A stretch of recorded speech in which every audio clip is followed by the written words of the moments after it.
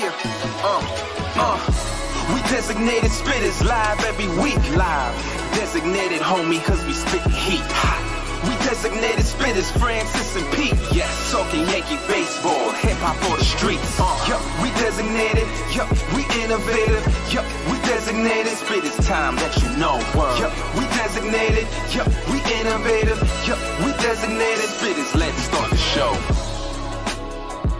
What is going on, everybody? It is us, the one, the only designated spitters. You guys know me, and you also, of course, know Francis Lee, who is taking off like Dogecoin in its prime to the moon. My man is pushing 500 followers now, getting closer and closer by the day. About to hit 4, about to go to 5. It is right there on the screen. If you have not, I'm starting to show up this way because I had enough. I'm fed up. Go he's looking at his follow. own followers and he's like, why aren't you following? I'm checking all the time. Follow at one Francis Lee. You won't be disappointed. You act like you come on here and you're disappointed. Please and thank you guys. He's kinder than I am, all right? Those of you guys who have already followed me, yo, much love. I appreciate it. I have people to talk to now on Twitter. Before I was just shooting off these gems into the abyss. There was no stars. Now he's putting the solar system together. I would put out a thought and it would just be out there floating in the nothingness. Now I put out a thought and L.I. Yankee King responds. Let me stop. You know, Shouts it's out crazy. To him. I'm talking about the other ones. Look how nice this is now, right? Like, this is us being excited about our Yankees. We got good shit to talk about. The last couple of times, hey, everybody, welcome to Designated Spitters. We kind of like, we feeling defeated. Never us, but still. You know what I mean? Our Yankees right now, we're going to talk about today's starter. Unfortunately, this airs, not unfortunately. Unfortunately, we won't know what Luis Gil would do on second start because by the time you're watching this, game one is either the first Sunday afternoon's game is either wrapping up or ended already, and Luis Gil would have started that game. So we're going to start with Luis Gil anyway. His debut was just the other day.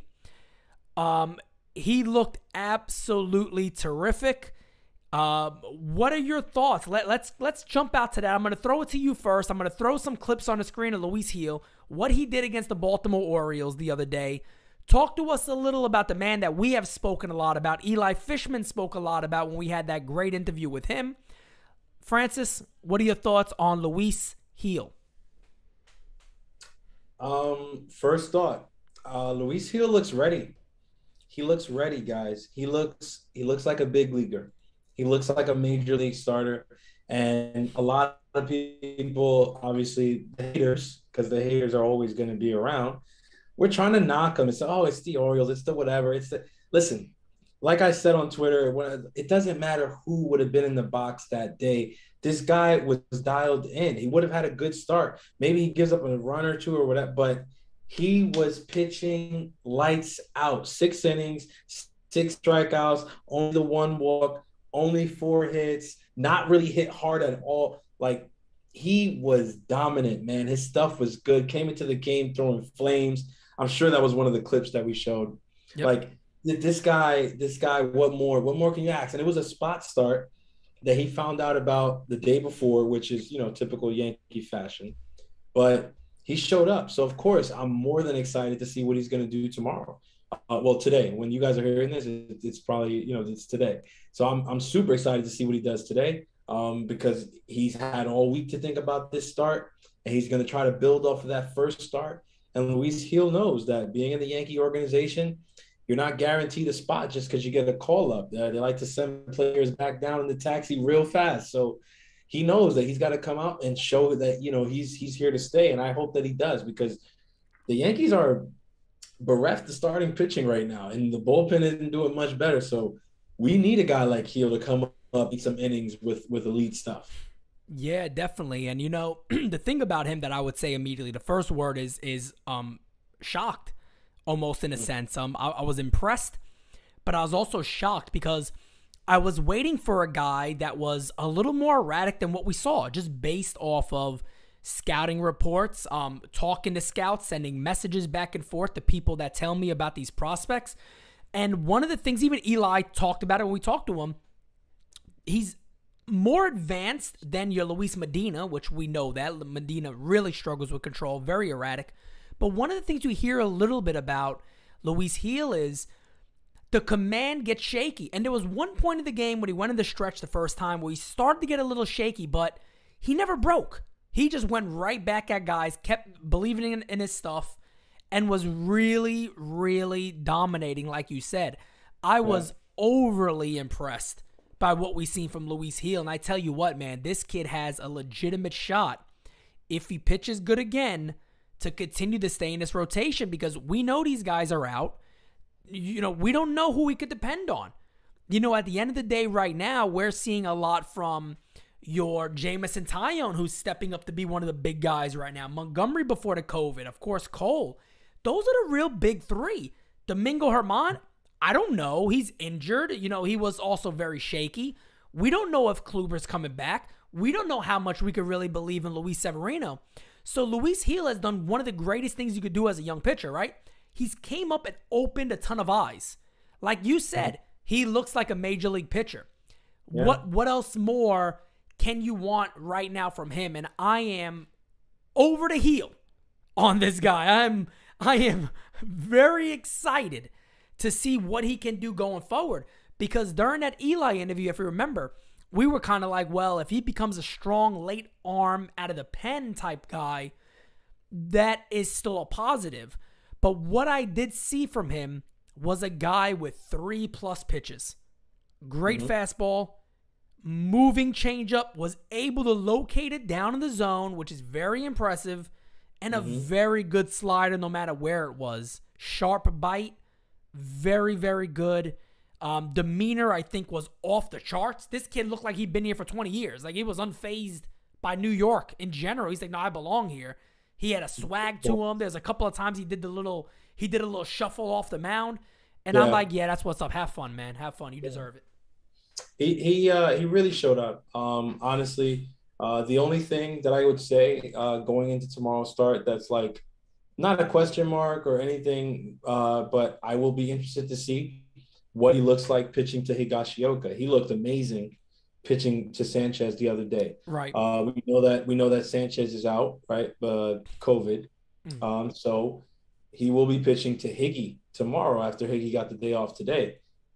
I'm excited because a lot of our pitchers moving from Sanchez to Higgy see a bump up in their stuff. If he gets better than he was the other day, we're looking at something special. And it's been a very long time since we've been that excited about, a pitcher that we've got. I know we have Severino. We are all super excited about him, but it's like, it seems like when the Yankees call up these young pitching prospects, you get excited, you can be excited for a little while, and then something always has to happen. So right now, it's the moment where we're looking at Luis Gil to be that guy to kind of break a curse. And if you're Brian Cashman, a lot is riding on this kid, right? Because you finally called up one of these guys, right? We've been calling for it all year, heck, since years prior, even before you were, doing this podcast. And, you got to get these kids a look and things like that or whatever. And one of the reasons that I think we've even agreed on that Brian has been so hesitant is because once you call him up, that's it. Like, all that potential, all that hype, all that whatever, once you call them up, whatever they do, like, that will determine whether that bubble pops or like expands into something greater or whatever. Yep. And so, like, it's really daunting for a GM to think about like making the move and do I do that? Because I could ruin his trade value or whatever. Like, they called up Davey. Davey was here. Well, now he went back down. He's not looking good or whatever. Most people are saying right now that Davey's trade value is depleted. Me personally, I don't believe that. I don't believe that either. Again, you guys listen to who you want. These are the same people who were telling you the Yankees had nothing to trade people in trade talks. Right. I don't know. But I'm just saying, these are the question marks that are put into a GM's head when you have to make a decision to call up a guy, right? Like, if he doesn't perform, we might destroy his value. We might do this or whatever. So Cashman pushed the right button with Gil. Let's just hope he keeps performing. Yeah, and that's one of the things, too, that I find even more impressive is that Luis Heel had a time in AAA where he started to struggle. His ERA was getting a little bloated. It was getting up there. He had a couple of good starts. Then he struggled a little bit. Then you get to call to this level. And I believe one thing. I believe there's some people that have an ability that when they get to a certain stage, they're just going to be their best. So whether or not, Luis Heel could have started like you said. This is my shot. This could be my one shot. You never know. I got to go out there and give it my all. And from the very first pitch of the game, throwing a strike and like 90 plus, then he strikes out the first batter of the game. I think it was the first batter of the game he struck out. Yeah, he came. Yeah. And you're like, man, like 99 or something up in the zone. You're like, whoa, like, all right, we know you got a fastball, my dude. Let's see what else. And then more of the game goes by, and you're seeing he's a pitcher. He's smart. He's analyzing this game. He's never getting scared. You never see him getting extremely wild where maybe he's missing his fastball way outside or he's overthrowing anything. He started to tune back. He had the 99 when he wanted, but he was 93, 95, 96.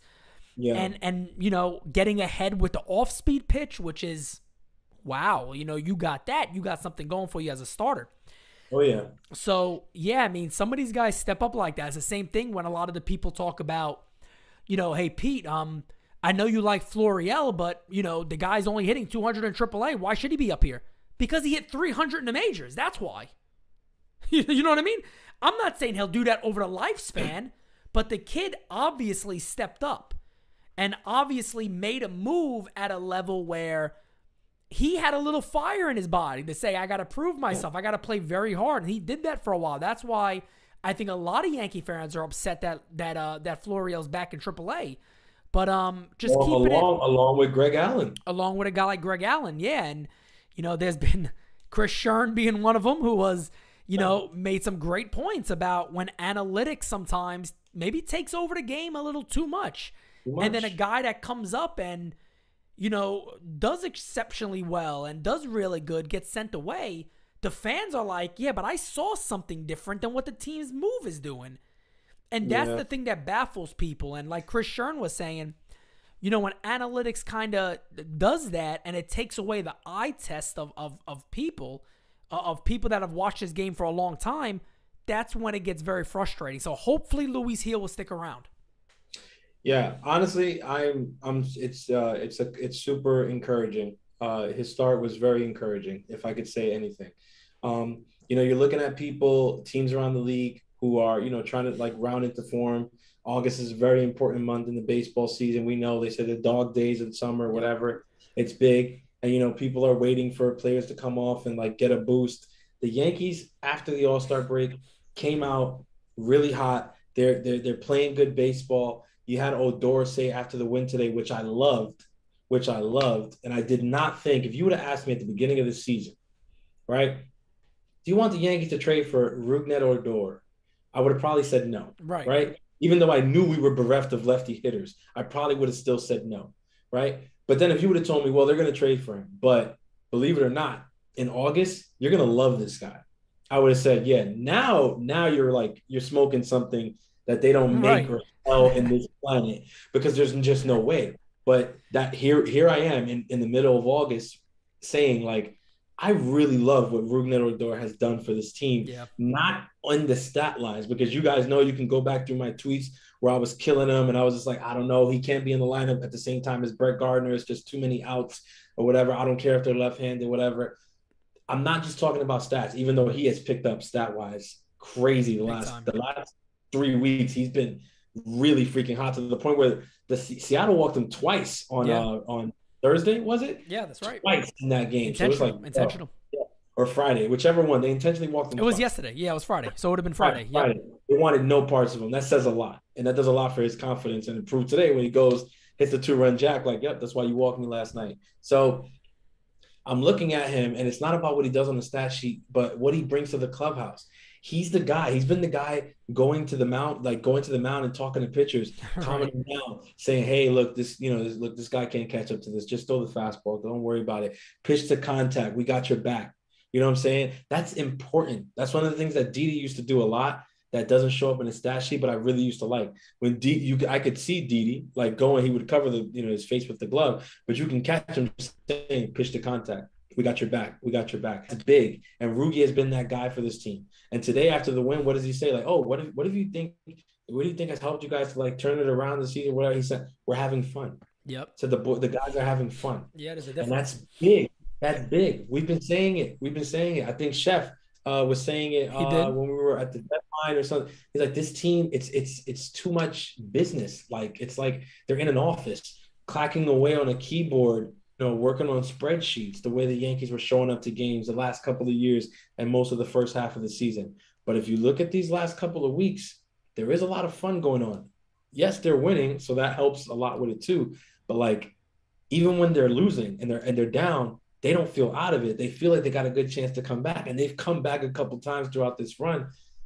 Rudy's onto something. There's something happening with this team it's not necessarily just stats, and that's why when you couple that with the fact that we've been doing this without our ace, without arguably our most consistent pitcher outside of our ace and Jordan Montgomery, who wasn't getting run support for I don't know how long this season. Right. Without Gio Urshela, who's injured and been out. We lost DJ for a time. We lost Judge with the COVID stuff too, and we still kept overcoming. I'll say it again. Could it be that the Yankees are getting hot at just the right time? Yeah, I mean, I think it is. And one of the other things that I think is really undervalued that people don't seem to think about that much is something that I harped on for the years that the Yankees would come to the deadline and not make a move. And I'm like, wow, that sends a message to your club. Look, we were on the boat beforehand, and actually the interview we got coming up, we spoke about that a little bit on how we were kind of out there in the middle of the ocean too, being like, yeah, we're dead in the water, aren't we? Like, if they don't do anything here, bro, we dead in the water. This team ain't going to improve. This team needs major improvements. They need major changes. And hell, we got those major changes. And I tell you what, man, I really do. I toss it up to Brian Cashman. We talk about him. We joke about him. We laugh about him. We always will have problems with things he does. Every fan is going to have issues like that with their ball club. But the one thing I got to say is going out there getting Gallo, going out there getting Rizzo, going out there getting Holmes, who has been amazingly good. Oh, yeah. Holmes looks like an absolute animal. Listen, and I'm happy I tweeted that out that day. We haven't seen nothing yet either. No, we haven't. And I'm happy I tweeted that because if you remember, I got to try to find that tweet. Maybe another episode, I'll throw it up there. But when everybody was going nuts about it, myself included, I told you I got some good friends in Pittsburgh. He messaged me. He goes, Pete, no, you're reading this thing wrong. You got yourself a pitcher who could actually be elite. I've watched him for a while.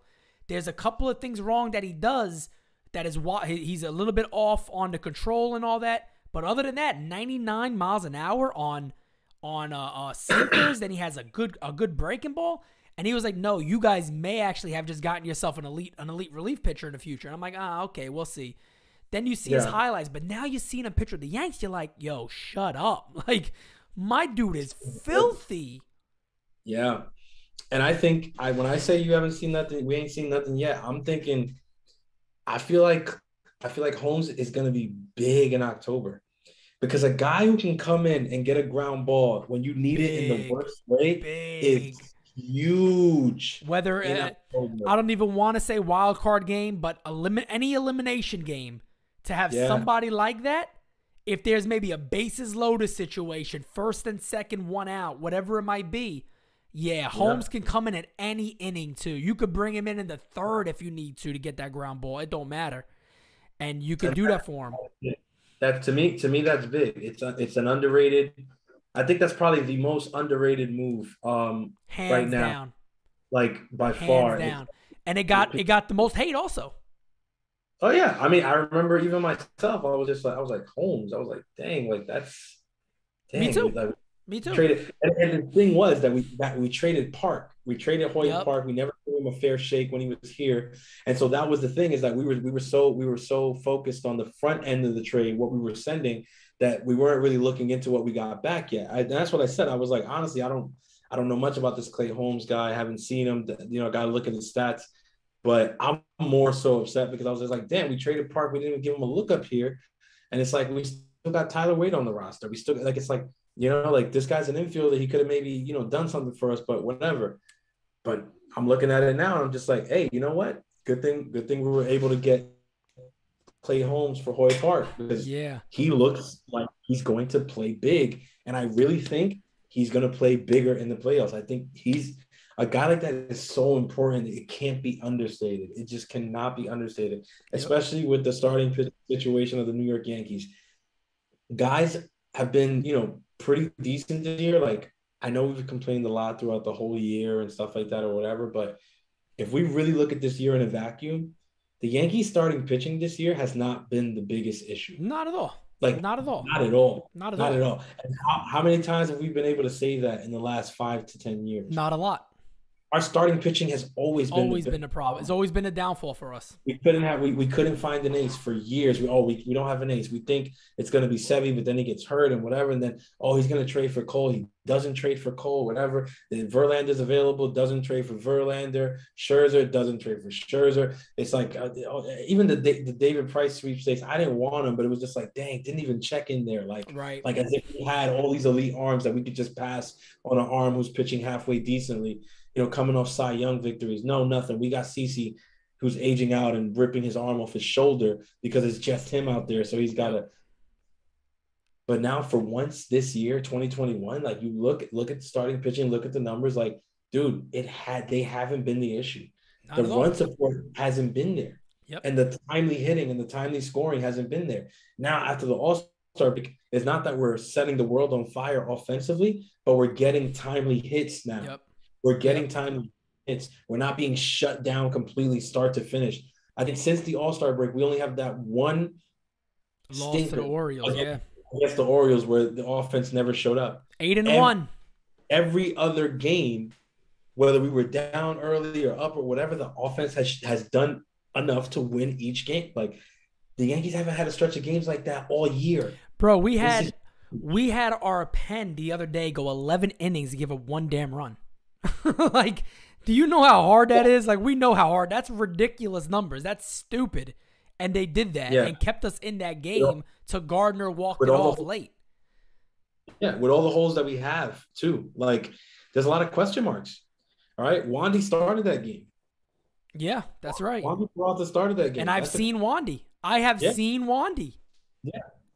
Like that. So now, if Cash asked me if I see, I saw him. I saw him the last time. Yeah. Let's see. I want to see him next time. Cash. I want to see him again. Good time to ask it, Cash, because I just saw him. You're right, and I'm impressed right now. Yeah. I want to see him again, though. Can I see him again? All right. I want to see that version. That wasn't the end of the season, so. But to that point that you made before we move on about those moves affecting the morale and the mentality of a team.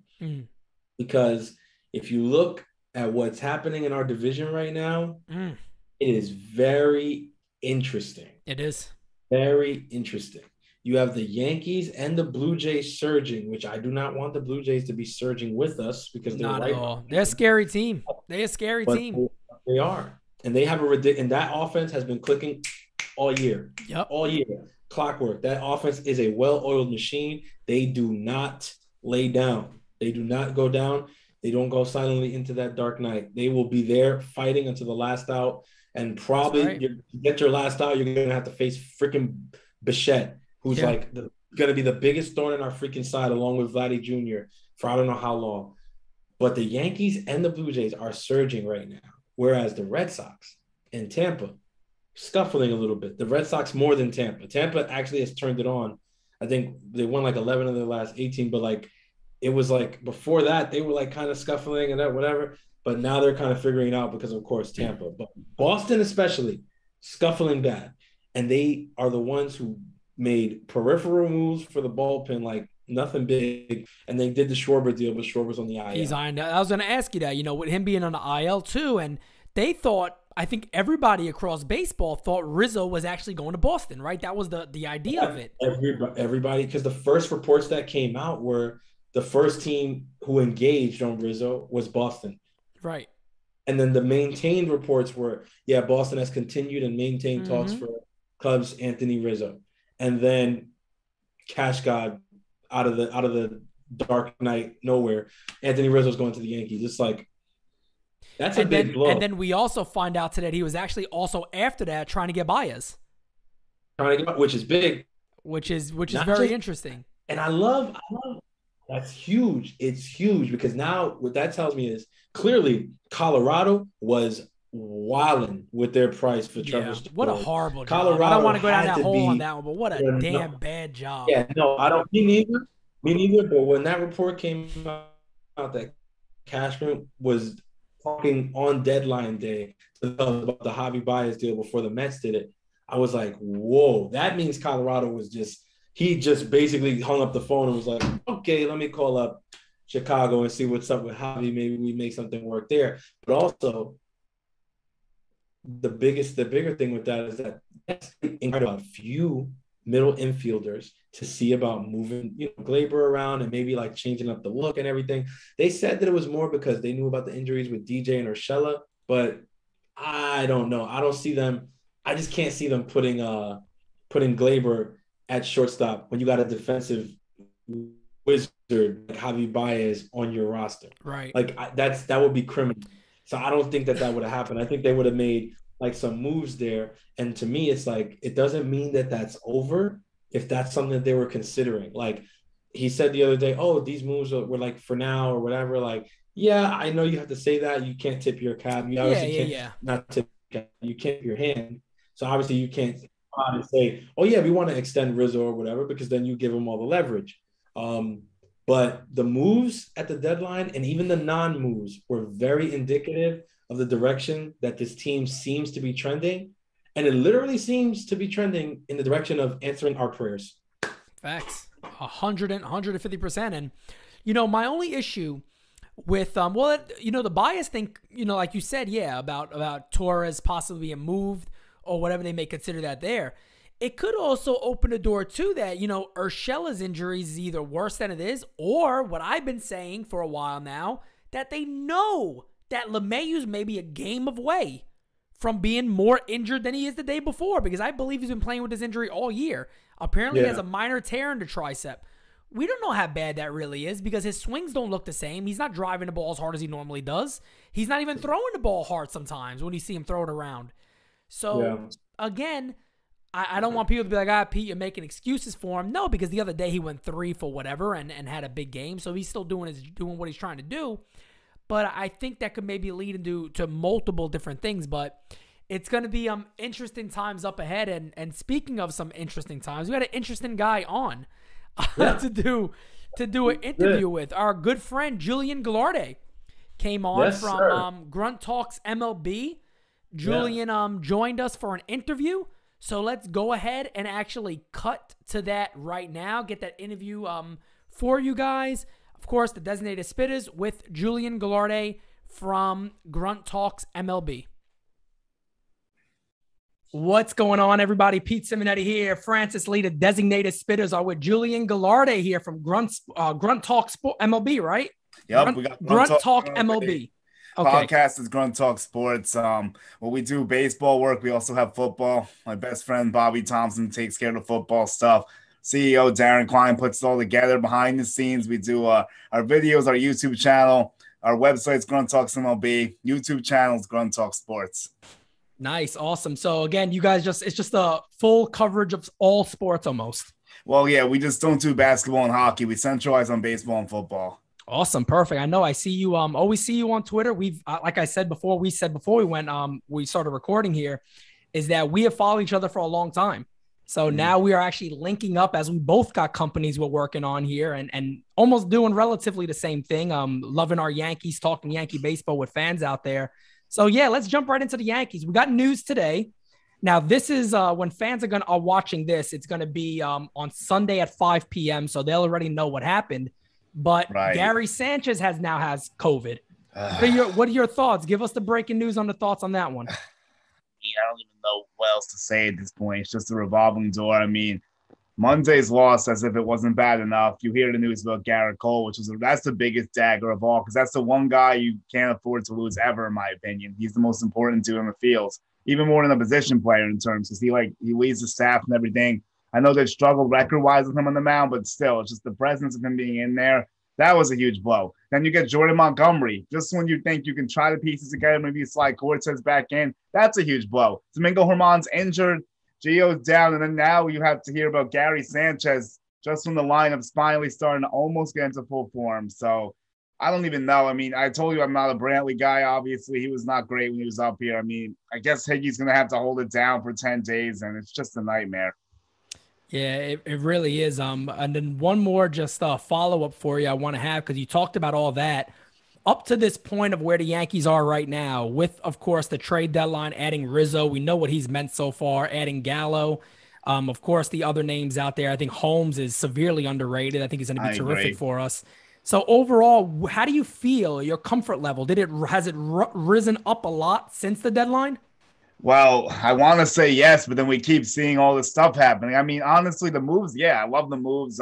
Holmes is very underrated. I was upset about Park, but we'll get to him later. Rizzo was fantastic. That was a big surprise we weren't expecting. Gallo, we were kind of zoned in. I think we both kind of knew Gallo was coming. I think we heard some things. Like, Gallo seems like a slam dunk.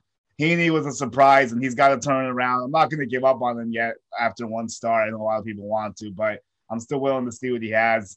And Joely Rodriguez had the one good outing, and the last time wasn't great, so we'll see. But, I mean, if this team's fully healthy, massive if, I feel much better about where things were before the deadline. Right.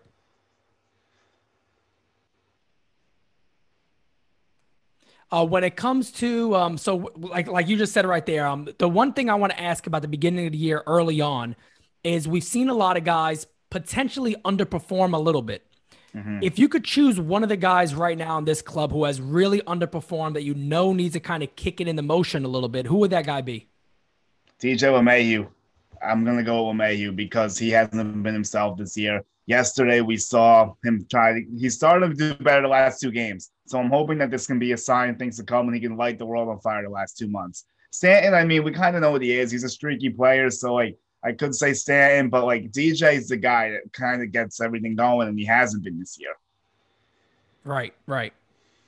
You say a guy, like, in the rotation who you think is underperformed or, like, hasn't had what you expected this year? Well, okay, rotation, let's think. I mean, Tyone's turned the corner completely, so he's absolved. Montgomery's been solid. The Yankees just haven't hit for him, really.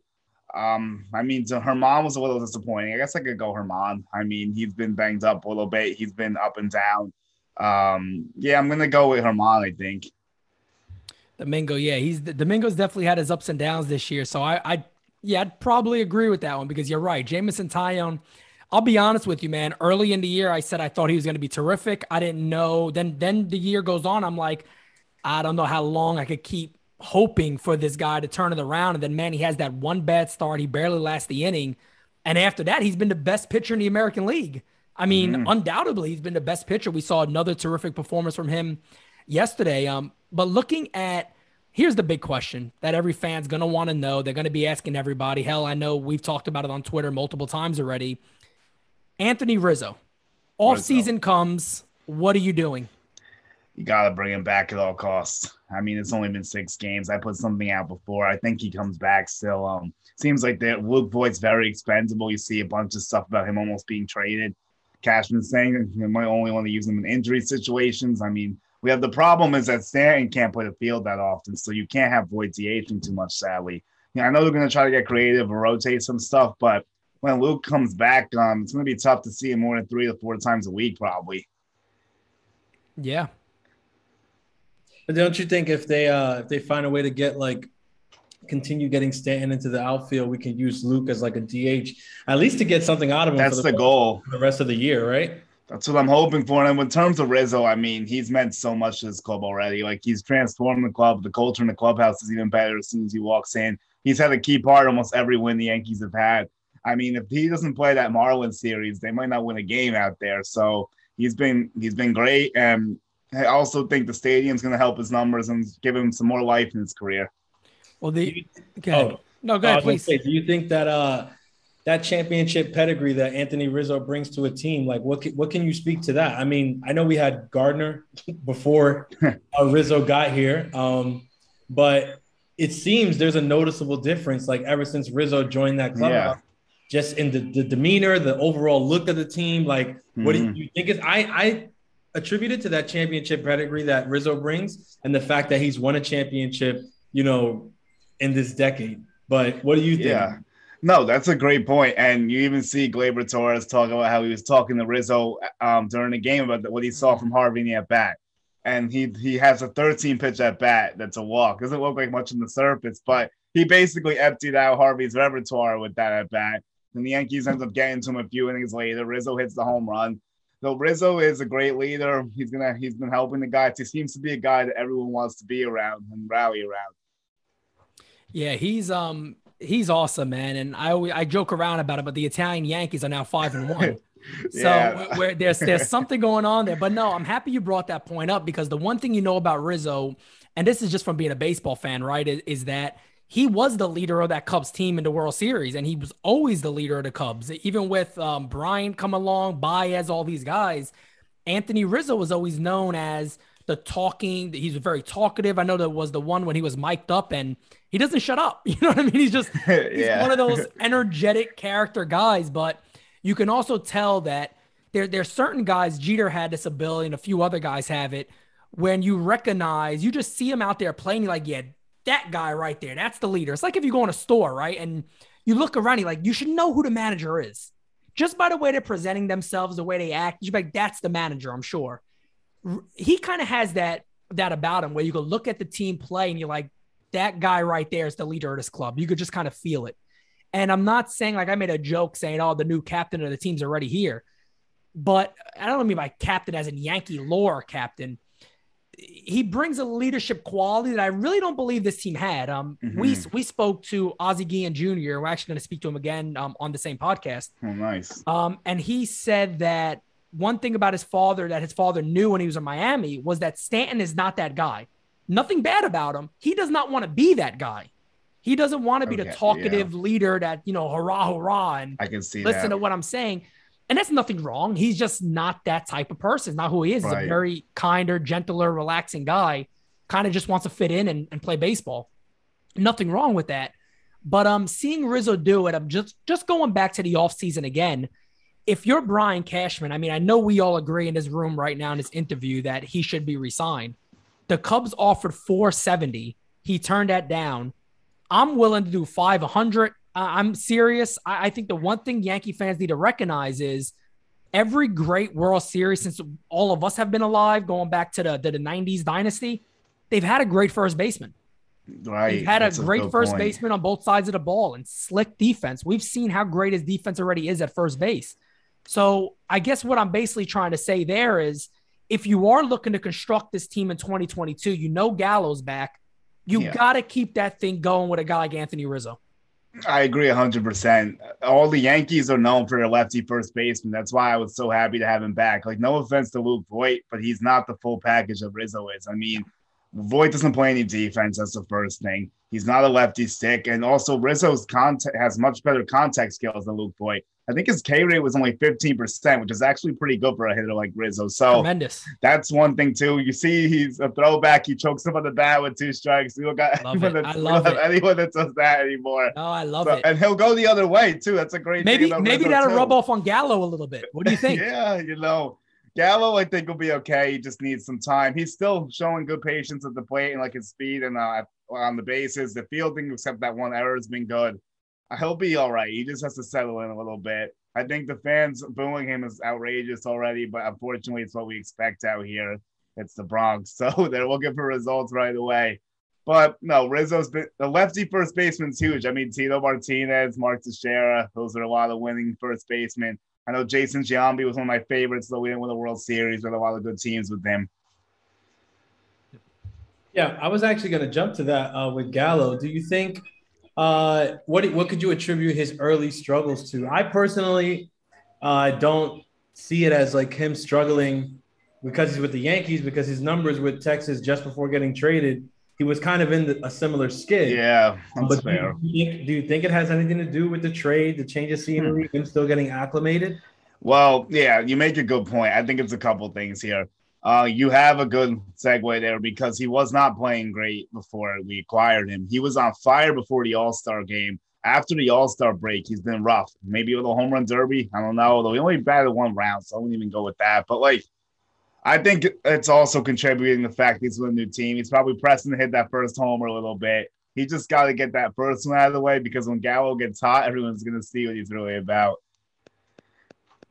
Yeah, definitely. And you're right. That's who Joey Gallo is. And that's the one thing I was telling fans before that trade happened was Gallo is a great get. Don't get me wrong. He's going to be a great get if the Yankees go ahead and get him. They got him. And I know one of the things I was saying before was he's not a do-all, end-all. And I didn't believe that's the same way Cashman thought. And obviously he didn't.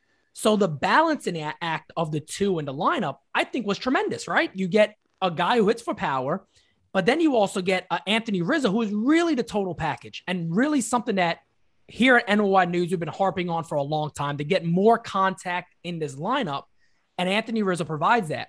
One of the things I want to bring up about Joey Gallo that I think Yankee fans just need to take a seat back, really, and breathe a little bit. The guy's a 209 career hitter. So if you're expecting him to come here and hit 245, 290, you're looking at the wrong guy. We got Joey Gallo to do what Joey Gallo does. 100%. Get on base, hit homers, and play great defense. That's all you should expect from him. Right. So, and if you watch him bat, he has a severe uppercut swing, meaning that's why he doesn't ground into double plays often. He doesn't hit the ball on the ground a lot, which is good, exactly, for us. So I remember saying early on, if you get him, I'm okay with him in this lineup as long as you go out there and add somebody else also, because I think it makes the dynamic better. Right. Do you feel the same way on how we kind of balance those two? Yeah, I wasn't expecting Rizzo. Like I said, that was a complete surprise for most of us, I think. It's kind of strange too. I'm sorry, but I want to harp on that and let you talk about it. It's kind of strange too, because if you sit back now and look at it, it's like that was a smart move, but none of us thought about it. None of us was like, go get him. My actually Bobby Thompson, my bro, he gets some credit for that. He was clamoring for Rizzo on our podcast a few weeks before, asking various guys if he thinks we can make the play. I was like, I don't see it. I don't think the Yankees want to pay the money. I didn't expect them to pay the whole contract, obviously, either. So I did not expect Gallo and Rizzo's contracts to be paid. I was worrying about the luxury tax, unfortunately, because they have no inclination to go over, obviously, and they didn't. So that was a pleasant surprise. I think the balancing is a good point. I also wanted to say I wasn't saying he should be the only guy because that wouldn't have been enough to help. So I do agree with that also. But let's look forward to tonight, I guess. So we got Cortez on the mound. We're going to go against Tyler Anderson. There's no Gary, unfortunately. Davis from Toronto is going to make his debut. And we'll see what he has. That'll be interesting. Right. No, it's and that's one of the big things I definitely want to talk about is moving forward. We see right now where this team is, right? We see that at the moment currently they're closing in on the wild card. I want division. I'm only thinking about division. I really don't care about the wild card. I don't want this to possibly come down to a one game type thing for this club, especially if they've done this much, if they've had these injuries. Now we're seeing the COVID thing. Now we're seeing everything that happened. If they're able to bounce back and get to this point and actually win the division, wow. And I want them to have that opportunity. I would hate to see this team play a one-game playoff. So I know that one-game playoff is. I'm actually back in that mindset too. For a while, I was thinking wild card because I thought the division was a fantasy. At 10.5 games out, I'm like, no way, we're shot. We can't beat Boston. This team has no life. I'll be lucky if we'll be lucky to even make the playoffs. And speaking to your point, Batista just tweeted out something very concerning. Good friend does the Yankee Suites. In 2021, the Yankees have used 55 players. There's been 27 players and 37 IL stints. With 2 months left, the Yankees could break the record of 67 players used by a team in a season. You know the crazy thing about all this? As much as I've knocked them this year, Boone might win the manager of the year if the Yankees ever win the division. He actually has a chance, which is completely outrageous considering how I was on the fire Boone trade. I've written pieces to fire him. I mean, I wouldn't be fully against it either, maybe, but I'm not a big Boone guy either anymore. He's kind of lost me throughout this year. 100%. Of late, though, I got to give him some credit. He's been holding it together the last month plus, but before that, it was a rough ride for sure. Yeah.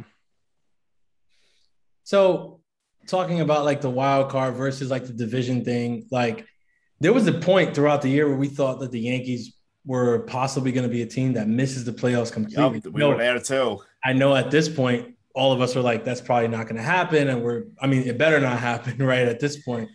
But these injuries though. With all these injuries, right? You don't know. So talk me through, like, we're going to be a little negative here for a second, right? All right. Things injuries keep piling up. The COVID stints keep piling up, and the Yankees aren't able to break through. What do you think needs to happen in the offseason, so that we don't dig ourselves the same hole that we dug ourselves before the All-Star break this year? Like, what do you think is the biggest thing that needs to change? That's a tough thing to say because there's so many things that went wrong this year. So where do I try to begin? I mean, the injuries, I don't even know what to say at this point. And like the COVID stuff, hopefully by next year, it's a non-factor. The offense has new batters now. The offense was terrible. I mean, the rotation's been relatively good.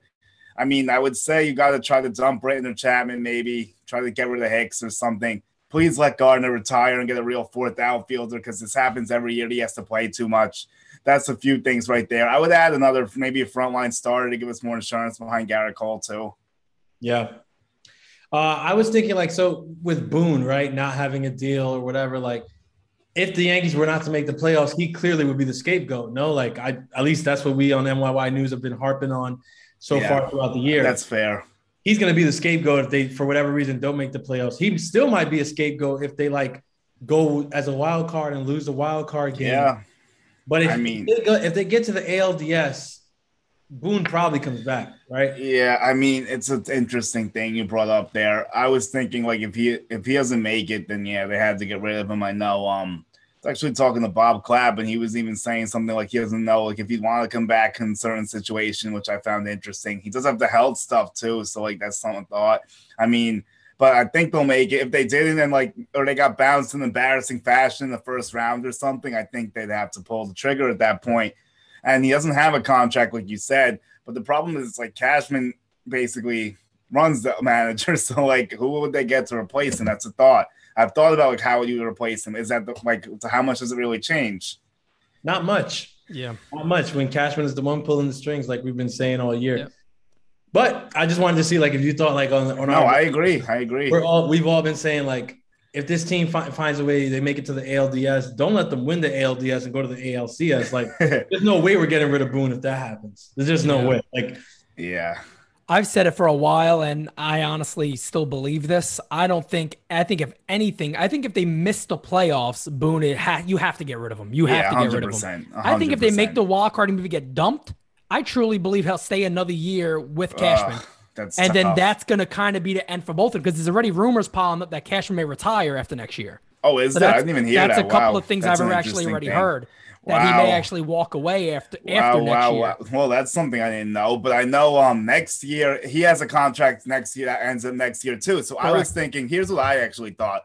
I thought if Boone got the can this year, next year would be make or break for Cashman, which I guess you agree with if that ends up happening because he would have a year left on his deal also. The thing is that the Stein brothers are so comfortable with Cash, they don't really want to do anything to change that. They don't know anything else. So he'd have to really spiral out these next 2 years for them to even do that. If he walks away on his own, that's another story. Yep, definitely. So the last question I have overall, we asked this to everybody until the end of the year comes. Is a great time right now.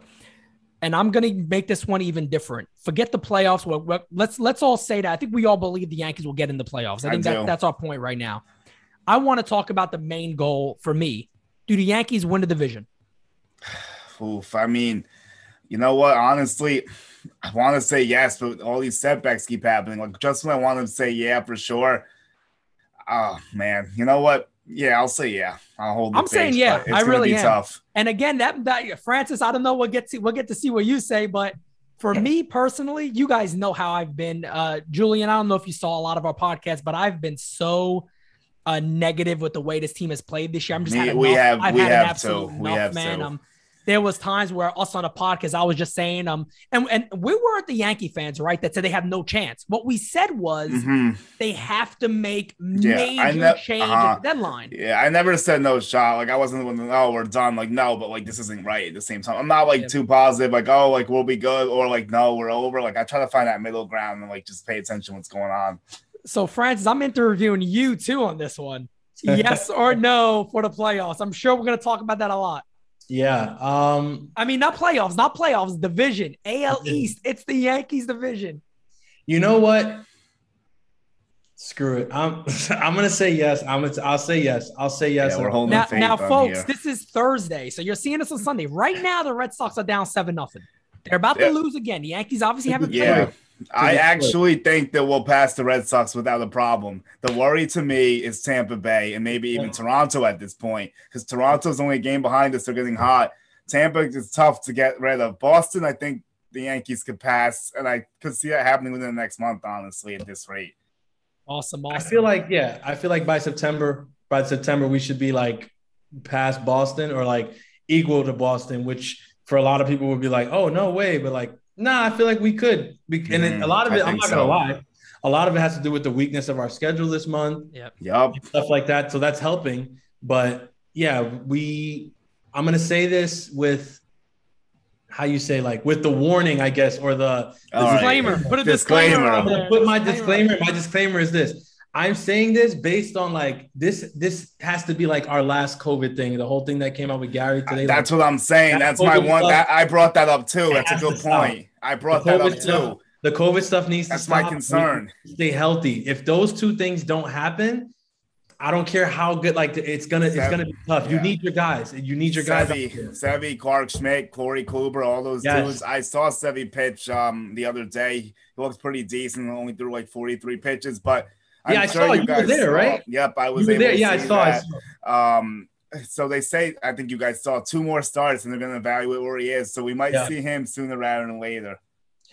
Yeah. Listen, I don't know, like again, like, but that he's in the group. When I say like injuries, like he's in it. We can't have another Sevy. I don't want to have another Sevy setback. I know. Expecting much out of him in the rotation, but like, even if he comes back and could give us 3 or 4 innings, like. Right. Yeah, we need all that. We piggyback him with someone like get that Kluber in there if he can make it back. Kluber, I'm still skeptical about because he hasn't even done like a live game yet. I think he's on BP. So yeah, Clark Schmidt, I think is going to be there he's pitching today. Actually, I'm going to try to I'm going to stream some of that and like try to watch it as the game's going on, see what's going on with him too. Yeah, I'm excited for Clark for Schmitty. I was afraid because I remember when the initial return for Gallo came out. I don't know if you remember, but word on Twitter was that Schmidt was. I thought he was in it. Yep, I thought he was in it. Not that I was like, oh man, we don't for Gallo, but because I could have seen them throwing Schmidt in a deal like that. Yeah, I thought so too.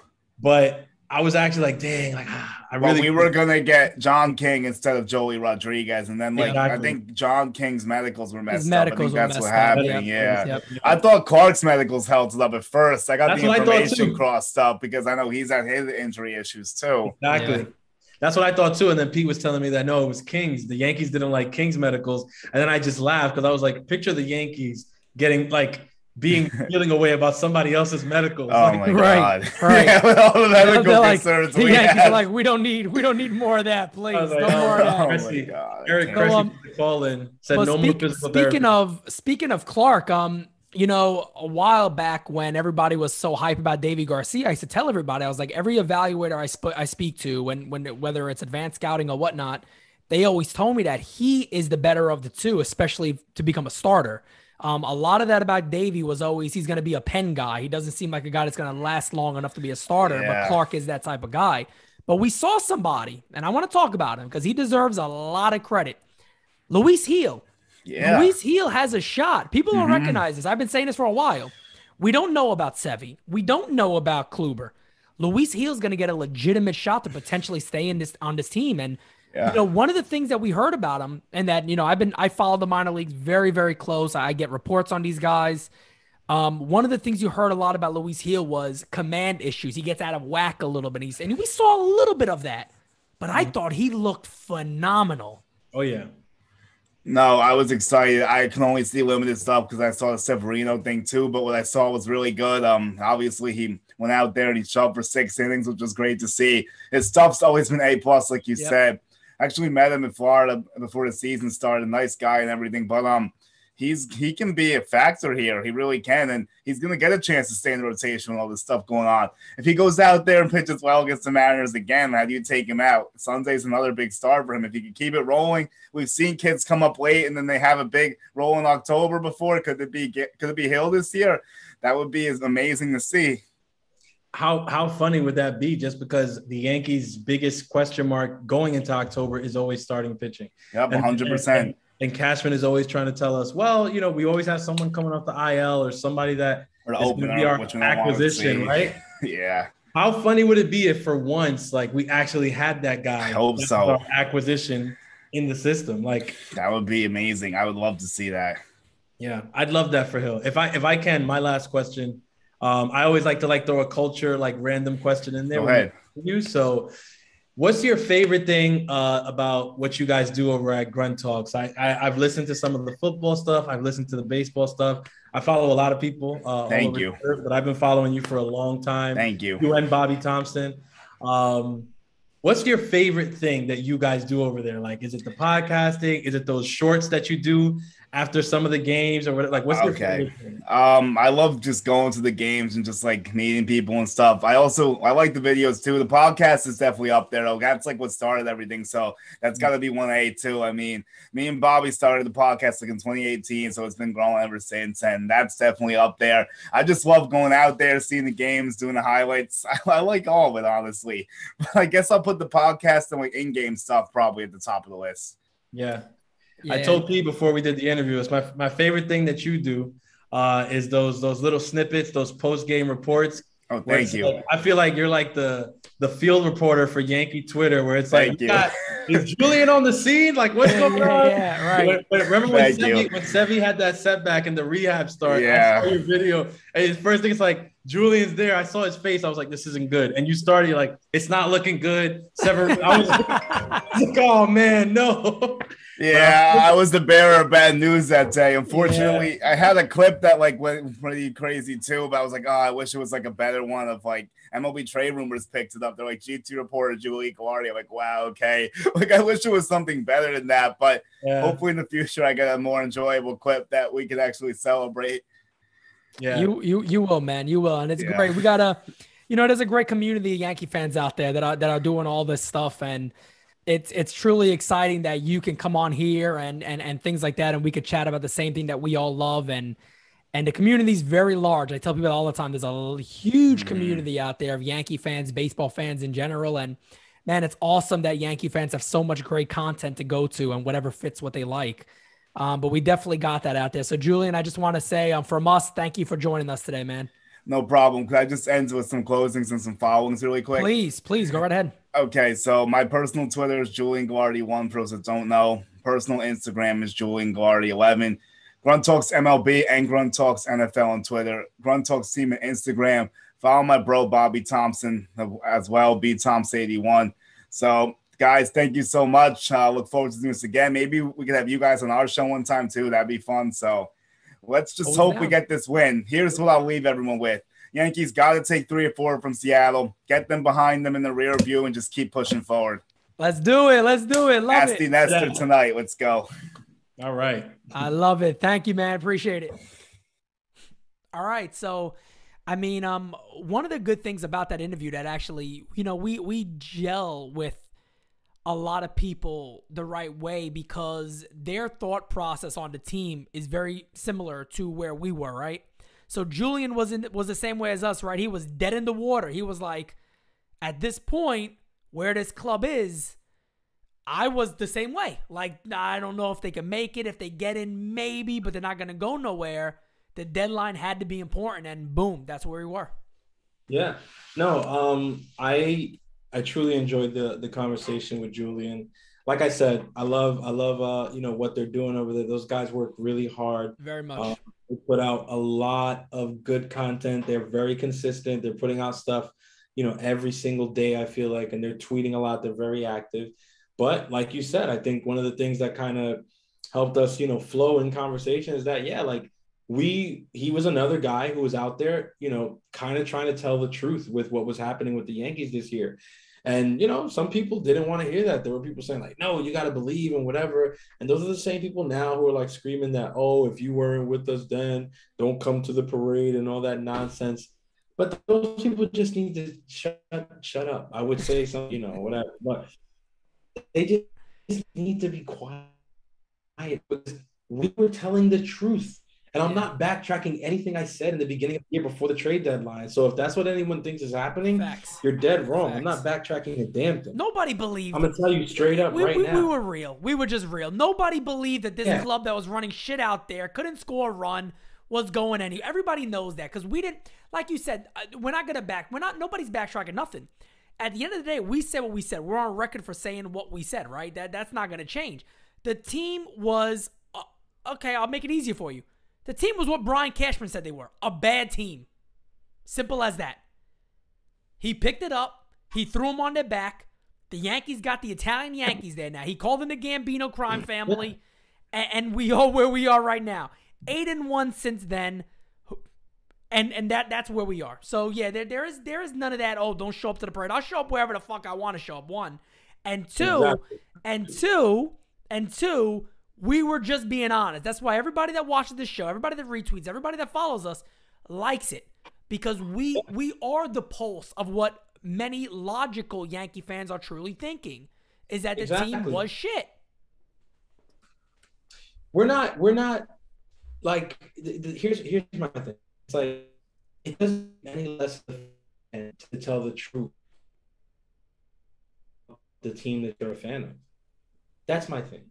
It doesn't make you less of a fan, to tell the truth. You can be honest, and that's all we were. We were honest about the situation and the state of affairs with the New York Yankees. Brian Cashman came out and said, like you said, this is a bad team. We responded with, yes, this is a bad team that you constructed. Facts. Now fix it. You constructed. This team is bad because you structured them badly. Now go and get left-handed bats. Go and get arms for the pen. Go and get starting pitching if you can, or whatever. And that's what happened. Everything we were saying was very simple. We were like, look, if this team doesn't make serious changes, and I see the way I just said serious changes, I bet you if you go back to those roundtables, I am sure I said it the exact same way. Yep. If they don't make serious changes, this team is not going anywhere. Guess what happened? They made serious changes. We got not one, but two impact lefty bats. Okay, we didn't get a lefty bat to bat 7 through 9. Facts. We got Anthony fucking Rizzo. Yep. Like Anthony frigging Rizzo. Tony Rizzo. Tony. Okay? Tony. All right. Do you understand? This guy is a professional slugger. He is a professional hitter. This guy is box office. He's amazing. That's like, we don't even have to talk about what he does at first base.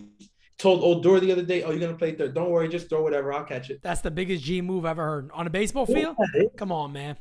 You know how thug that is? Like, bro, I don't care. Just throw it. Just throw it in my He looked at him. He looked at him. He said, Roogie. It's Tony. It's Tony. Are you mad? Just throw the ball. You know you're talking to? You know you're talking to? It's Tony. You talking to me? Like, throw the ball, I catch it. Throw it anywhere. You could throw it to section 316 in the back. I'm going to get out the gabagool, hop up. I'm going to catch it. Don't worry about it, baby. Dude, it's like that. Those moves were the difference. Not just because of what Anthony Rizzo brings to the team and is bringing to the field right now, but you know what that move told a player like Aaron Judge, Giancarlo Stanton, everybody else who was struggling in the lineup at the time? Hey, it's not just talk. It's not just talk that we've been saying to the media, that Booney's been saying to. It's not just talk. No, we really believe in you. We really believe in you. We really believe that with a couple tweaks and changes, you're going to be a championship team. You guys have championship DNA. We really believe that, because that was my issue all year and for years leading up to this deadline. I was like, it's just talk. It's always talk, that you believe in the guys in that room and they're going to turn a corner and they're going to this and they're going to that. But deadlines come and go and we do nothing to improve the team. Fact. This year, Cashman put his money where his mouth is. Actually, let me not say money. He put his prospect where his mouth is, because we didn't spend a dime. So it's like that move, those right there say a lot. And my point before is that about Boston is just like, damn, like if I'm Xander Bogaerts, if I'm JD Martinez, Rafael Devers going out there, right? What's the other Doogie, right? Alex Verdugo. going out there, having a good season, playing my heart out, whatever deadline comes and goes, and you let Anthony Rizzo go to our rivals who have the chance to supplant us in the division, yo, that hurts. Of course. That hurt because it's just like in the beginning of the year, nobody believed in Boston. In the beginning of the year, nobody believed in Boston. They came out, proved a lot of people wrong, and proved to people once and for all, because I don't ever want to hear this shit again. Managers matter. Oh, big time. Managers, big time. Big time. Matter. I don't want to hear that shit again. One thing real quick, disclaimer I'm going to throw on here. We have an interview coming out with Ozzie Guillen Jr. where we talk about a lot of that stuff, about how important it is that managers actually handle the pulse of a club and things of that nature, and how much they actually really mean to a club. Anyway, it's a don't miss. You're gonna get a special on it. Designated Hitter special. Had to be a special after doing it. It was so damn good, and it's about everything baseball, not even just the Yankees. It's just a tremendous watch. But no, managers make a world of a difference, no doubt about it.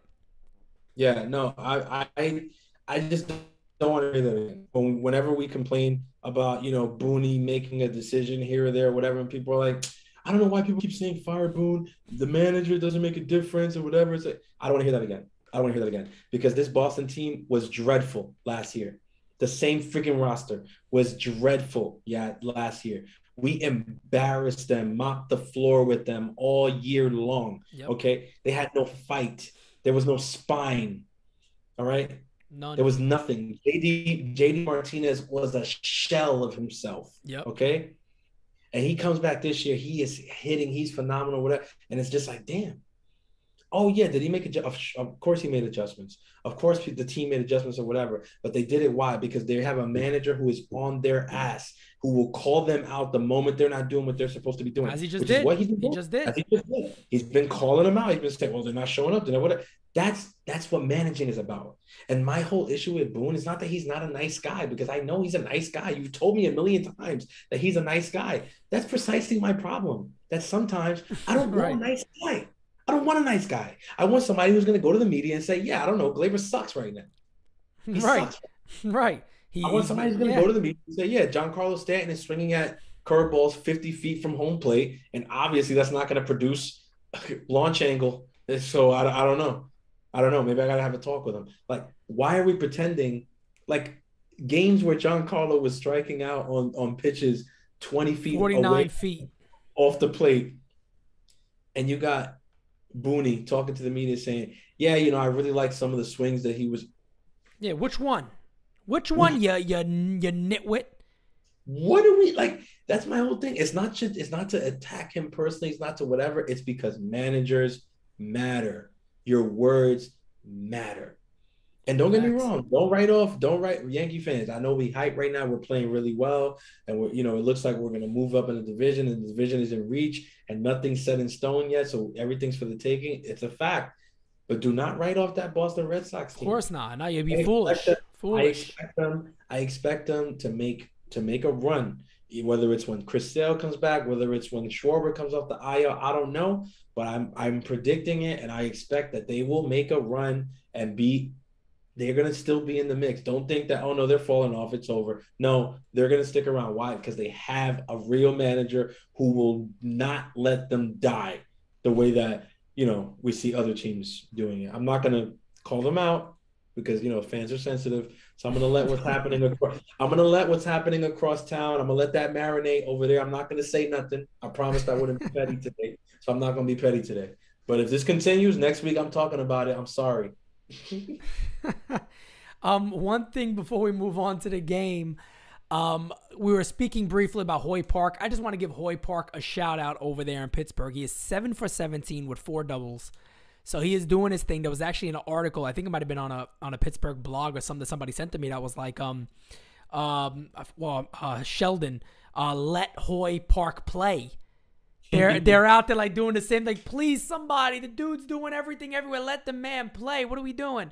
Yeah. So Hoy's gonna get a shot, I believe, and continue to play. Again, 7 for 17 speaks volumes. That's the numbers he was doing in AAA. He's doing it right now at the major league level with the club we sent him over to. So Hoy, keep doing your thing. I'm gonna see him. I'm gonna see. Hopefully. Oh yeah, you might be seeing Park.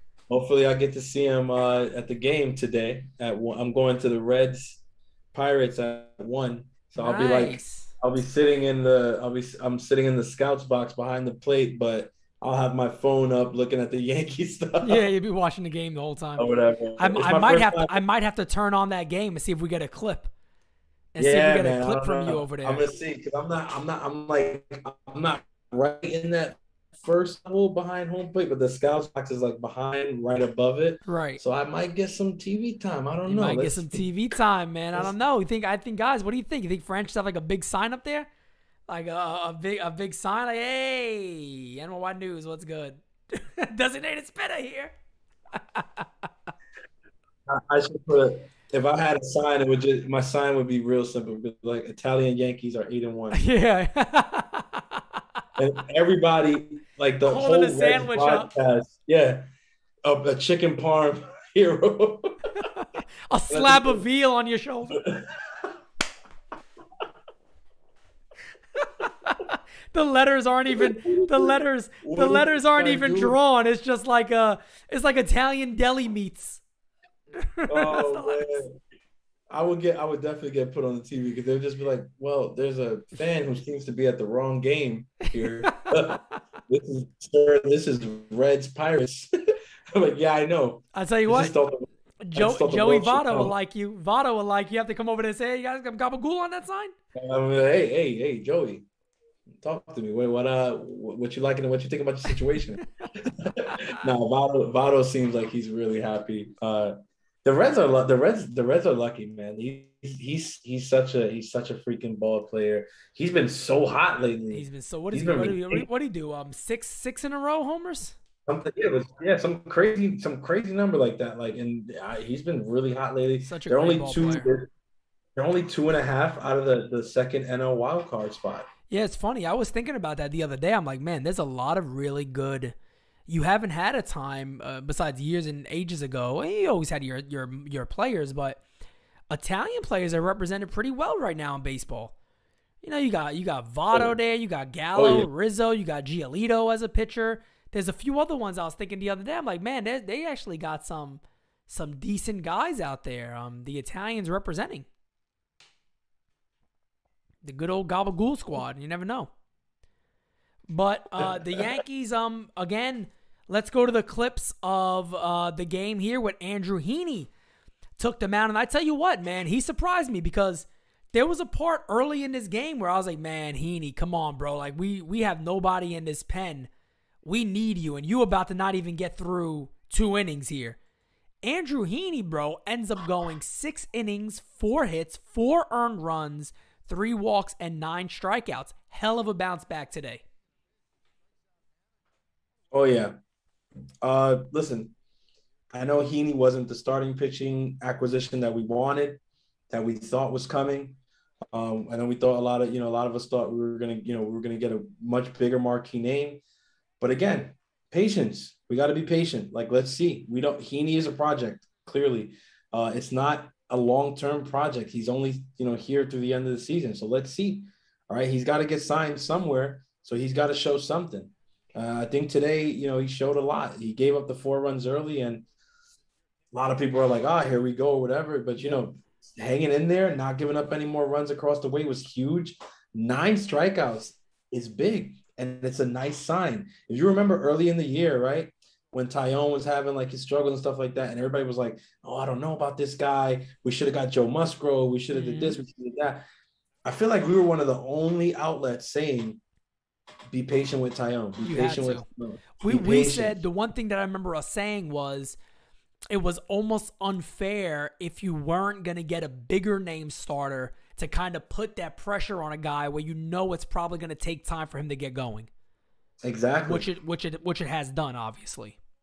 But one of the things that I remember even back then was the strikeout numbers. Yep, that's right. They were always there. The strikeout numbers for Tyone were always there. Yep. Even when he didn't have the secondary pitches, there was enough life on that freaking fastball that he keeps up in the zone, but somehow he was getting strikeouts a lot. The strikeout numbers were there. Yeah, teams were scoring runs. He wasn't going deep into games, but the strikeout numbers were there, and it was a sign of the good things to come that eventually started to come in the second half of the season, where he's on the run that he's on right now. So does Heaney have as much time as Tyone does? No, because the season's done in another 2 months or whatever. But the strikeouts were there today. I think that's good. This is not the Orioles lineup. Seattle's a much better team, and he had a much better showing, I think, when you add everything in together. So. Let's give Heaney a shot. We need guys to eat innings. I said it on the deadline day. We need guys to eat innings. 4 runs is not supposed to bury the New York Yankees. Not at all. That's right. Not at all. And you look at the lineup, up and down the Yankees lineup today, everybody was really involved besides the 2 Italian studs. Rizzo and Gallo went a combined 0 for 7 today with a walk. But I tell you what, man, I'm happy to see other guys getting involved, right? We had LeMahieu 2 for 5, Aaron Judge homers 2 for 4, Stanton 2 for 4, starting to get hot. Odor, like you said, with a big clutch homer that got the Yankees right back into this game. Gardner with a 1 for 4. Wade 2 for 2 today. Then he gets pinch hit later for Gleyber Torres. And Kyle Higashioka with the big RBI double today. So we had everybody involved. Then even going to the pen side of it, we talked about Clay Holmes earlier, how good Clay Holmes looks. Joely Rodriguez had a good outing. And, of course, I believe our closer coming soon, John Loaizaga, who picked up his 4th save of the year, ERA now under 2.5. What more can you really want from what we're seeing from this club right now? Just everything is gelling well. But I think it's very important, too, that the other guys really got involved a lot in this game. Then to see the new additions, like Gallo had the big homer the other night, which is great, and Rizzo carrying them in that Marlins series, to see everybody collectively having a solid game. Yeah, you bring up a very good point that is, I think it's important to note. And when elite teams are going well, it's never just the one guy. That's right. Or 2 guys. It's never just the one guy or 2 guys, right? So I think that was really, astute on your part to note that today Gallo and Rizzo were 0 for 7, and yet we pulled out the game. Everybody else produced, right? Does that mean that, they had nothing to do with the win? No. You see, smart baseball fans know that even in their 0 for 7, there's stories to be told, right? That's right. There were pitches that were thrown to the guys around them, right? That pitch to Judge that he hit for 420 feet, right? That might have gotten thrown because it's just like, let me see. We got this guy coming up behind him. Let me, all right, I'm gonna challenge him here. Hopefully I don't get burned. Oh, well, you got burned, right? Yep. These things matter. Your lineup construction matters, and it's what we were screaming and harping about all year. Like, these guys, they're too right-handed. There's not enough protection for Giancarlo or for whatever. Now you got the lefties in there with Thump. And you're going lefty, righty, lefty. Like, yeah, it's a gauntlet for pitchers now. And so, yeah, it's good to see everybody getting involved, because that means that we're right. That means that the Yankees are right now. They're going well. When you see it, different guys, even Gardner walked off the game the other night. So big. To me, so big. When I saw that, I was just like, oh, okay. Like, if you're a team that's looking at the Yankees right now and you wrote them off, you getting a little shaky now. Yep. You're getting a little scared now, because, bro, they're like, Gardner's walking off games. And then Tyler Wade is hitting. Right, and you're looking like, even with the highlights now, we just passed Higashioka getting the big double there. He's been, with Gary being out, that's a big hit. And here right now we're seeing the biggest play of the game, arguably gave the Yankees the lead, the ground ball right here from Rizzo. They step on the bag and get DJ LeMahieu in a rundown. And they basically forget about the runner at third, and DJ knows, all right, let me just sit here, let the guy score, and we got the lead. And again, that's the baseball we almost feel like we didn't get a chance to see from the Yankees early on, right? We didn't really see much of that. And now you're just seeing the filthiness from Holmes. I mean, my God, like, you see that sinker that moves so much on the outside corner. He really got great command of that right now, and he looks like an absolute animal. But we didn't see that all year from the Yankees, right? That's one of the things we harped on so much, is like, how can this such a well organized, that we are led to believe, professional ball club with a manager who has a long history of Major League ball players in his bloodlines play such bad and sloppy baseball. Something got to be wrong. And then you see what a guy like LeMahieu did today, and you're like, okay, that's the ball that should be happening all the time with the players on this team. And it's great to see the Yankees win a ball game that way, because that could have been terrible. You know, you could have had a rundown at home. You could have had maybe somebody not thinking, and LeMahieu just keep running and get tagged out before, Higashioka touches home. But his first initial thought was stop, get the run in, and let's finish up this ball game and win it. And then the pen took over and did their job. So just another inspiring victory if you're a Yankee fan. And it's a big series. It's a big series. Seattle's one of the teams that are, battling and, vying for position. It's a big series. Seattle's a big series. And the Yankees had, to answer the bell. Yep. 4 games. We came out and won the first 3, right? Walked off one of them, came back from 4-1 in another. Now tomorrow or today, when you guys hear this, we got Luis Gil going up against Wet Coochie. I mean, like, the Coochie. The Coochie. The Coochie. We're gonna be, I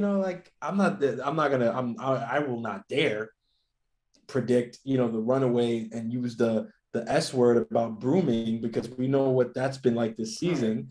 But I will say that I expect the Yankees to come out and play good baseball tomorrow. And hopefully, when you play good baseball, that results in victory. Yep. Little thing called W's. Yeah. One thing I want to mention, just to button up that point that you made about LeMahieu. If you remember the 2015 Kansas City Royals, right? They were not the most imposing offensive juggernaut. They were not. They had, enough pitching, but their rotation wasn't the best rotation in the league that year, I think, at all either, right? Their bullpen really, like, nothing to write home about. Like, it wasn't the greatest bullpen of all time either, whatever. So it's like, how does that team go and, like, become World Series champions? Like, what was it that they were doing? Whatever.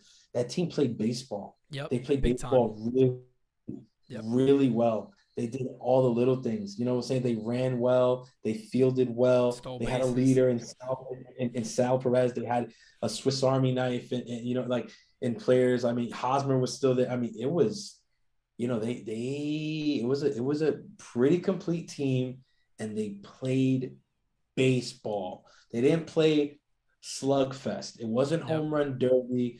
It wasn't pitchers trying to overmatch you with 100-mile-an-hour fastball after 100-mile-an-hour fastball. It was pitchers who pitched. They were trying to pitch. They weren't throwers. It was hitters who were trying to hit. They weren't trying to hit home runs all the time. And it worked. They get to the World Series up against a New York Mets team that was no slouch that year either. But the Mets made a lot of mental errors, a lot of mistakes. They were sloppy, and Kansas City capitalized every single time. That's what makes a champion. And the Yankees have been doing that for the first time in a very long time. If you ask me, I don't remember the last time I saw the Yankees playing this brand of baseball. It's been a long time. It's been a while. It's been a long time. And that's why I was so excited.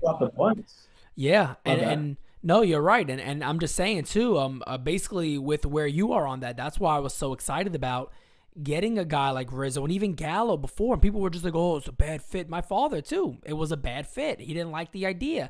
And I kept telling him, I said, Dad, but the thing is, they need guys that work counts more. They don't do that well. They haven't done that, even though they walk and they do get on base more than a lot of teams in the American League. I think a while back, when I did that video, they were the leaders in walks in the American League.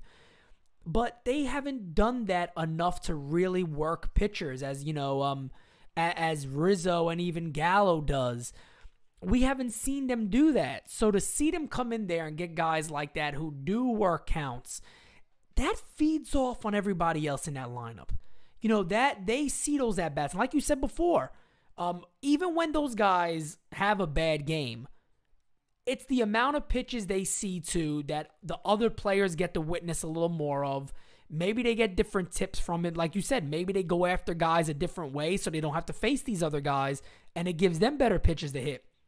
But there's just a lot going on there where you see this club and see them playing a different style of baseball, And yeah, you're spot on, man. It is a truly different feeling to watch this team now than what they were before.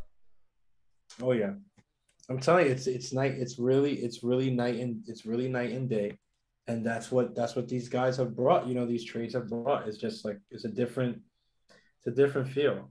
I can't stress enough how much I just love seeing Rizzo on this team. I can't stress it enough. I love it. I feel like it takes so much pressure off of Aaron Judge that you won't believe. Like, I feel like if they extend Rizzo, we're going to get a ridiculous version of Aaron Judge that people are not even realizing it.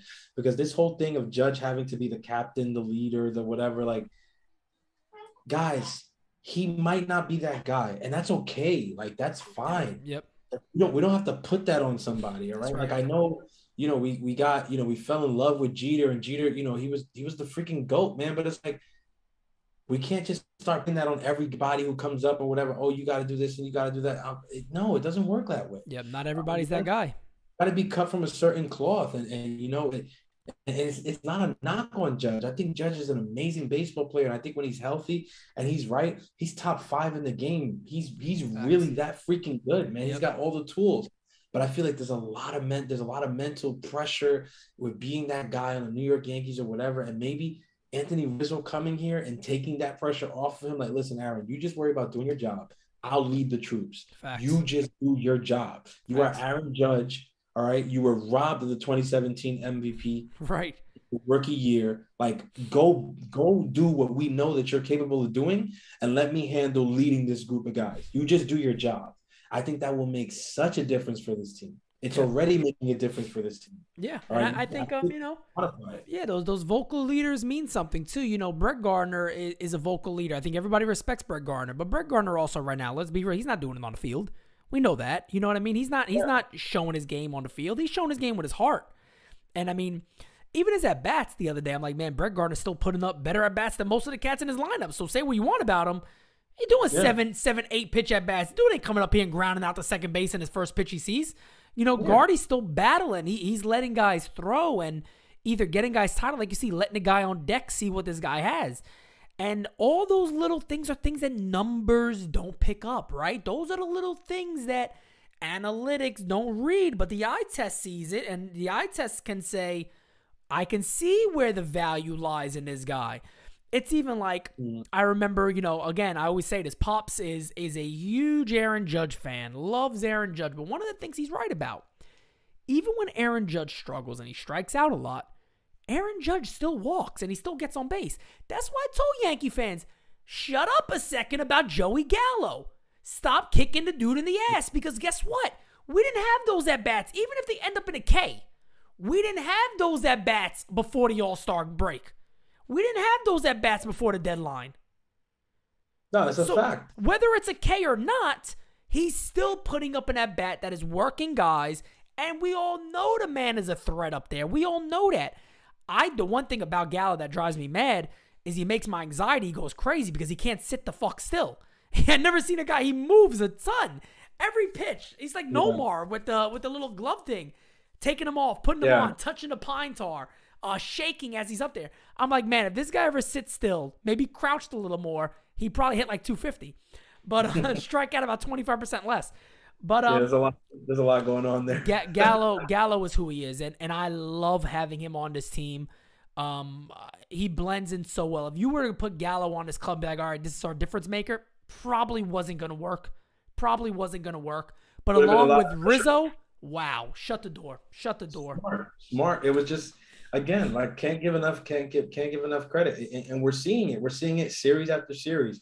We saw it against Miami. We saw it against the Orioles. Now we're seeing it against Seattle. Like, this team has really changed its identity more than anything. Like, it's not the team that you're just gonna walk in and it's like, if you get up early on them, they're gonna mail it in the rest of the way.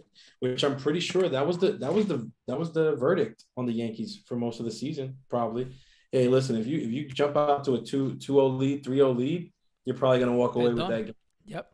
You're probably gonna walk away with that game because they don't get deep into counts. They ground into more double plays than anybody else. And then once you get to the sixth inning, everybody's home run or strikeout. Yep. all to the rest of the way. So it's really like pretty much easy. And it's obviously not going to win you very many games and things like that when you're allowing things like that to happen. But one thing that you mentioned about Gallo that I want to say, that maybe I don't know if fans know this, but this is a big thing, right? Pitch counts have become increasingly important in baseball today, right? The MLB is obsessed with pitch counts. Every organization is monitoring their young arms, their older arms, their pitch counts. Everybody's pitch count crazy. When you have a batter, when you have a guy who sees a lot of pitches, his value a lot of times goes unsung in the victory. You're going to remember the guy who hit the home run. You're going to remember the guy who hit the double, who got the walk-off single or whatever, but you rarely remember those long at-bats that ended in a strikeout or a walk or whatever. They count almost as much as everything else. I'm going to tell you why.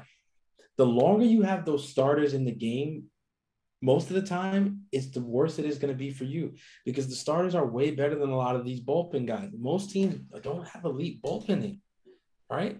Most teams don't have these elite arms coming out of the bullpen like that or whatever. What Tampa Bay has is not very common in the league. Right. So the goal for most teams is to get into that bullpen, get that starter as early as possible. As early as possible, get them to make the call.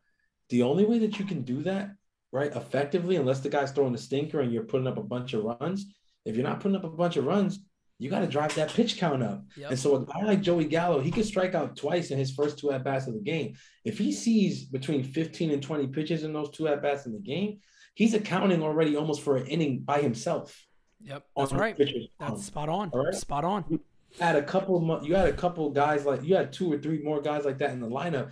You can have a pitcher who's dealing, right? But by the 6th inning, he's at 115 already. He can't go no more. And one of the things we talk about too, right, is stress. Stress on him, stressful pitches. There's a 3 and 2s, 3 and 1s. That's when it gets stressful. That's what people say, like, oh, when a guy goes down 0-2, but then they work it back to 3 and 2, but then they strike out. They're like, oh, what a waste. I'm like, it's not a waste.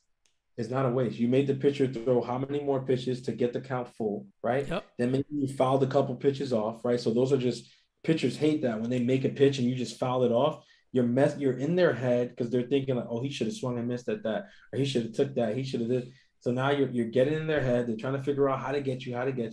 And then, maybe they do finally strike out. But when they finally struck you out, it was after 3 or 4 high stress pitches at 3 and 2.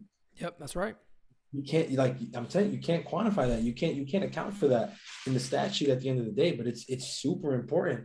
And Joey Gallo's another guy who's going to do that. And in October, trust me, I know people will get mad if he strikes out in a big situation, but me personally, if he sees a lot of pitches and causes a pitcher some stress or whatever, and it ends in a strikeout early in the game, I'm not going to be as mad as the rest of you. No, of course not. If it's late in the game, yeah, you want the production, I get it, but early in the game, putting a pitcher in a high stress situation to put that stress on their arm early in the playoffs, that's big. It makes a difference. Big time. And I mean, as we come to a close to shut the door on this episode, I want to talk about the Yankees now having to shut the door. Let's look at this real quickly. From the Yankees PR department earlier today, prior to today's game, the Yankees made the following roster moves. Plays left-handed pitcher Aroldis Chapman on a 10-day injured list, retroactive to 8/6 with left elbow inflammation. So the reason why I want to bring this up, because it's important, right? We're losing Chapman, who's been struggling, started to get a little better as he started to come back.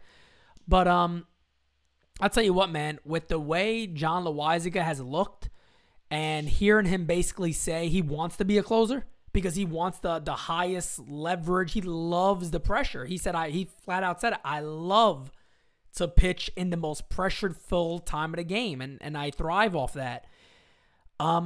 This kid is knocking on the door to be a closer. He's knocking on the door to say, hey, guys, let's go. Let's give me my due. I'm ready for it. I had my breakout year, and I want all the smoke from everybody. I'm prepared for it. I'm ready to go. Super impressive, man. He is super impressive, and I tell you what, it makes losing Chapman, because we know Chapman's Chapman, right? Even if he struggles, there's still one thing could click, and he could go on an extreme dominating run with Aroldis Chapman. So losing him is never good.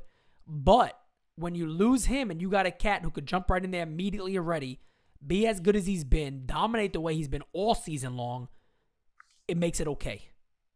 Oh yeah, big time. I've been saying, listen, everybody, you guys know, NY News fans, you guys know, listen, Francis has been on this pretty much all year with Johnny Lasagna. I love the lasagna. I'm telling you, this kid has been amazing for us out of the bullpen this year. And he has shown time and time again, he has what it takes. Like you said, he wants to be there in those situations. And when he's there in those situations, even in situations where he's let me down, it just doesn't feel the same. It just doesn't feel the same.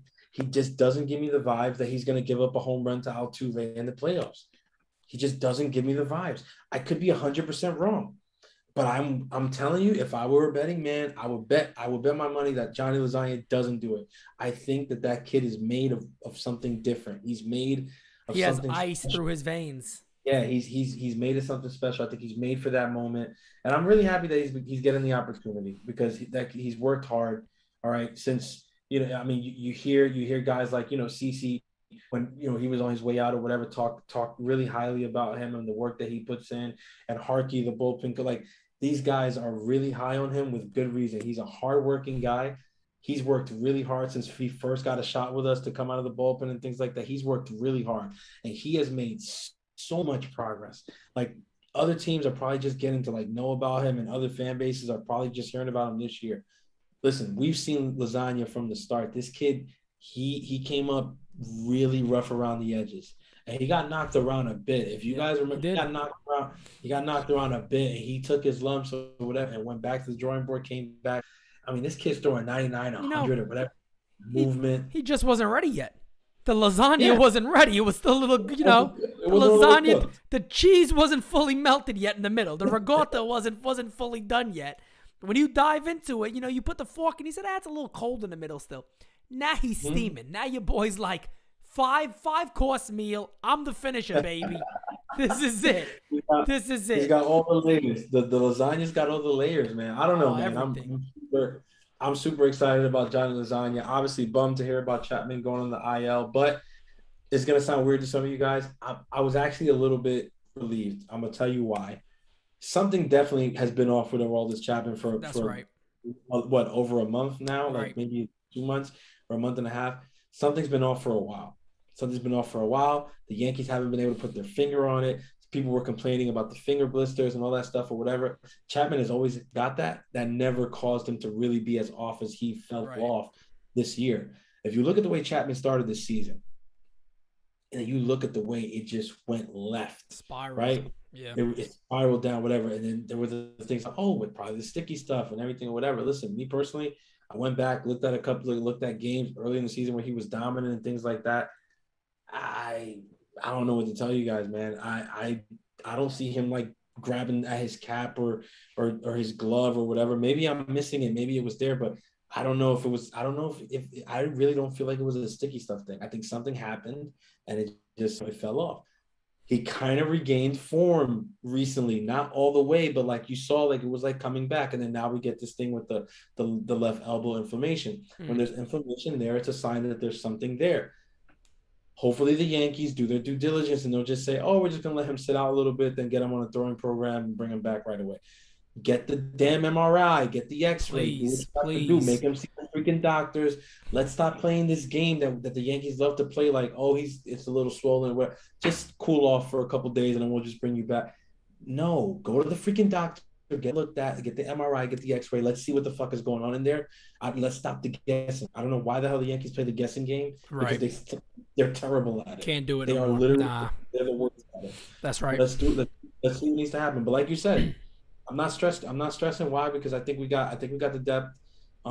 Hey, didn't mention them before. Abreu was big in the walk-off win. Facts. They got so many. They got so writings. I mean, they got so many guys down there, man. That's what I'm saying. I'm like, and it brings up the point again that we talked about for a minute.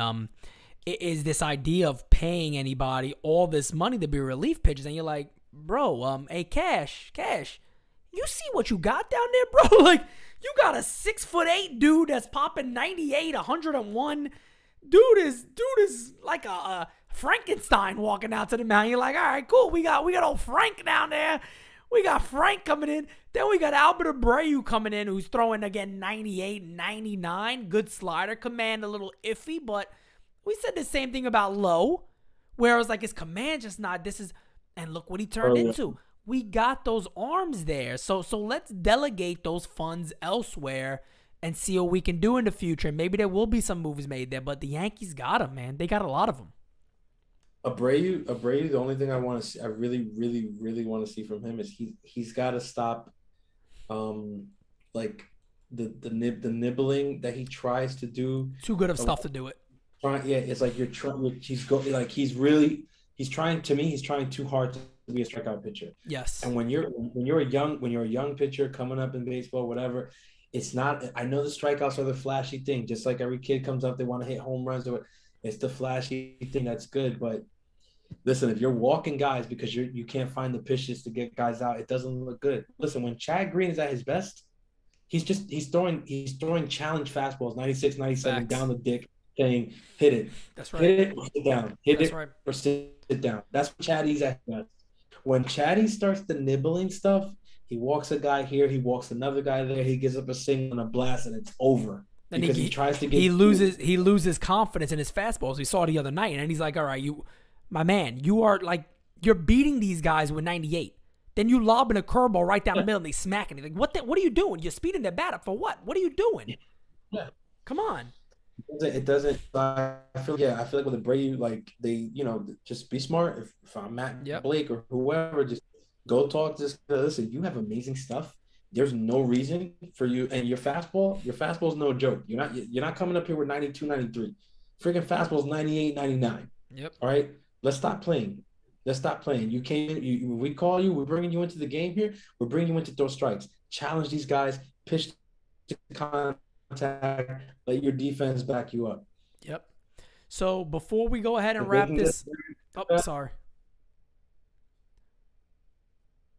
No, that's it. Yeah, finish whatever you're saying because I think it actually cut out because it went silent for a second. Oh snap! Okay, but.